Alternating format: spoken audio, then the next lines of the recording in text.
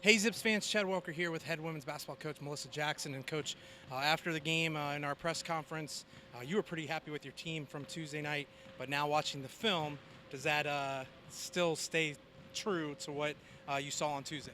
And I was, the last three quarters, I thought we played very well. That first quarter, was not happy with us defensively. A couple of our defensive principles were lacking. So it was good to see that on film, to show the girls. We got to get back to what we do from a defensive standpoint and learn from that. I thought we adjusted pretty well in the game, so I was happy with how we did that. And offensively, I thought we executed well. I thought we pushed in transition, and then Jordan Dawson was pretty spectacular, as she has been, for us in the past.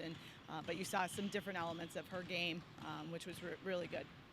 I want to talk a little bit about the rebounding because we talked about turnovers and we talked about how you didn't the turnover assist ratio, but rebounding was a big factor in Tuesday. Just how did the girls fare overall in the rebounding categories in your eyes? Yeah, we were plus 15. I think early on we weren't putting a body on people. We weren't as physical as I would like us to be. But again, I thought we adjusted, and that's going to be a key stat for us all year. So we're going to focus a lot on rebounding. We have in practice. We've been able to recruit players, that rebound the basketball. So, as we go forward, through this non-conference portion, that's going to be a big stat for us.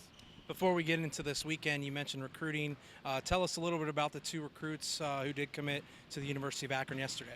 Yeah, so talk about rebounding and post play. So we're bringing in two phenomenal posts, from the state of Ohio, in Ayla Miller from Berlin Highland, who's an unbelievable basketball program down there. If anybody follows girls basketball in the state of Ohio, they have won a lot of championships. She won a state championship last year, so she's going to add a lot of rebounding and fundamental post skills, to our post group. And then Faith Stinson, who is an absolute talent, from Sheridan High School down in Thornville, Ohio. 6'2", long post player, really versatile kid that can, score on the low block, but she can also step out and really shoot the three. So super excited about that class. My staff worked extremely hard in signing them, and we are just so excited that they are Zips. Now we move into this weekend, and I know we only focus on one game at a time, so we'll start with Robert Morris on Saturday, and then, of course, just let fans know that you're taking on Youngstown State on Monday. So tell us what we know about Robert Morris and what challenges they may pose to your Zips basketball team. Yeah, Robert Morris, they play really hard. They're definitely, pretty sound defensively. They got a great post player in Castro. That's going to be a handful for us, so we spent some time on that today.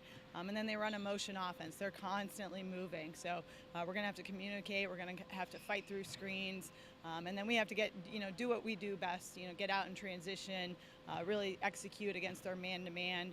But I'm looking forward to Saturday to see where we're at.